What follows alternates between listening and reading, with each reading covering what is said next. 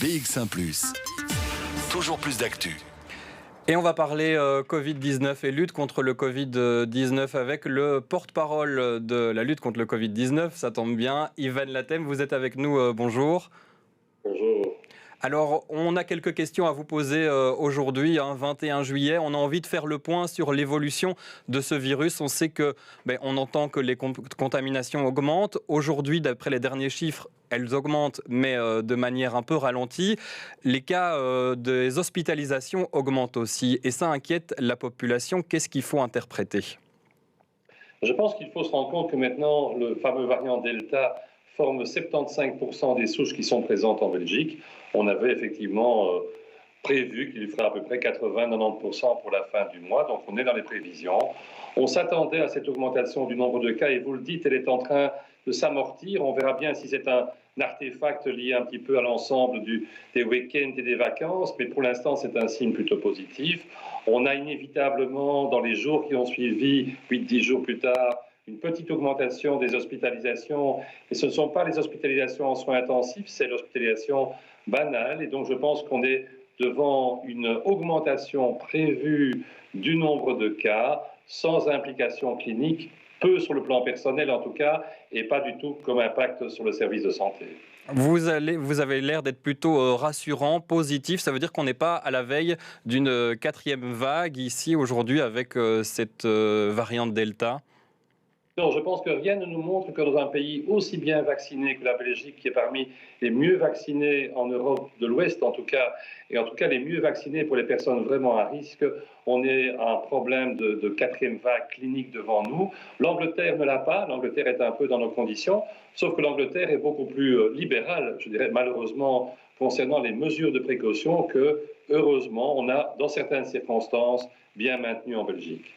Alors, quand on est contaminé par cette variante Delta et qu'on est vacciné, que doit-on faire ? C'est aussi une question qu'on se pose, parce que peut-être qu'on n'a pas de symptômes. C'est peut-être encore plus délicat de remarquer qu'on peut être positif. Si par hasard on fait un test, si on doit faire un test pour les voyages, qu'on remarque qu'en fait on est positif alors qu'on s'y attendait pas du tout. Comment ça se passe maintenant par rapport à cette variante qui est plus asymptomatique vu qu'on est plus vacciné ?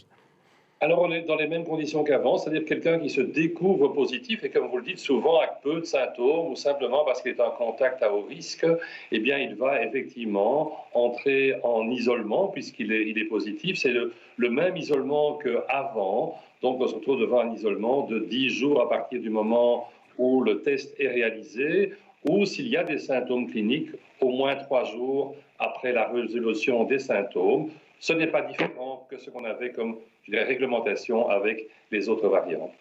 Autre question, Ivan Latem, concernant le service de tracing, justement. On a entendu une médecin généraliste qui nous expliquait hier hors antenne que plusieurs de ces patients dont elle avait testé la présence ou non du Covid n'avaient finalement pas été appelés par le tracing alors qu'elle les avait testés positifs. Comment ça se fait ? Est-ce que c'est parce qu'ils sont à nouveau débordés ? Est-ce que c'est parce qu'on est dans une période de vacances ?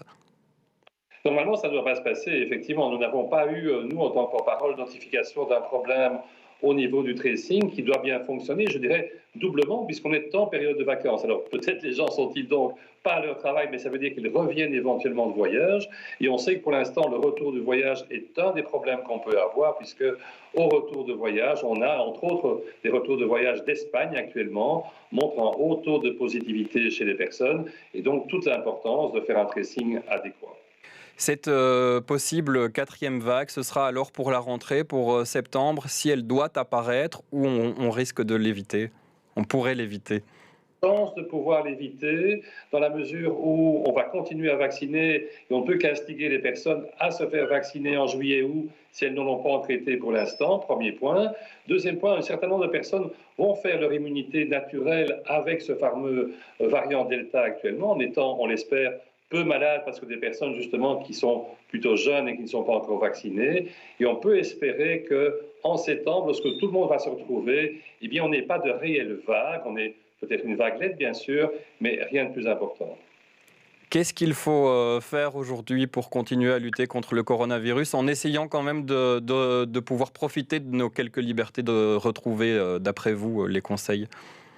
Je pense que si on applique simplement les conseils de base, c'est-à-dire dans tous les endroits où il y a du monde, comme les transports en commun, il y en a trop de personnes qui ne portent plus de masque dans les trains, par exemple, mais dans les transports en commun, dans les endroits où il y a du monde, s'il y a des magasins, dans les circonstances où on se retrouve finalement nombreux à un endroit, surtout un endroit clos, je pense que porter le masque, essayer de garder les distances, reste des points importants. L'hygiène des mains reste importante et de ne pas faire n'importe quoi, j'ai envie de dire, lorsqu'on est à l'étranger, parce qu'on a l'impression qu'il n'y a pas de surveillant et que là, on peut se laisser aller. Le virus est encore présent partout, dans les pays autour de nous comme chez nous. Donc, gardons un minimum de précautions. C'est ça, avec le vaccin, qui peut nous sauver de, justement, cette quatrième vague. Et si tout se passe bien, si on l'évite, cette quatrième vague, ça veut dire le retour des boîtes de nuit, le retour des événements à milliers de personnes dont on commence à entendre parler, mais pas encore tout à fait finalement. Je pense que si on passe effectivement au travers, et on devrait passer au travers de cet été, et qu'on est bien vacciné à l'automne, on peut se retrouver avec une population suffisamment vaccinée, avec les précautions que l'on sait, éventuellement les passes, on verra bien à ce moment-là ce qu'il faudra faire comme type de précaution. On peut se retrouver dans une situation qui soit optimale pour élargir les possibilités d'échange et de retrouver notre vie d'avant.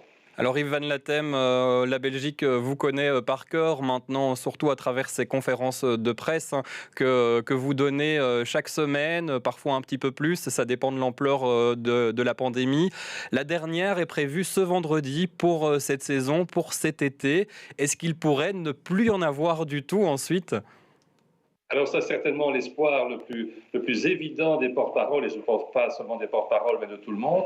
Cela signifierait effectivement qu'il n'y a pas de reprise importante de la pathologie qui justifie de maintenir cette situation qui, il faut bien l'avouer, était normalement une situation de crise. C'était une communication importante en temps de crise, dans la mesure où on se retrouve devant quelque chose où le virus fait partie de notre vie. Ce type de communication de crise n'a plus lieu d'être et j'espère qu'on va réellement disparaître à partir de cette fois juillet. Merci Yves Van Latem, porte-parole interfédérale pour la cellule contre le Covid-19. Merci d'avoir été avec nous et on vous retrouvera vendredi lors de la conférence de presse, la dernière, ce 23 juillet.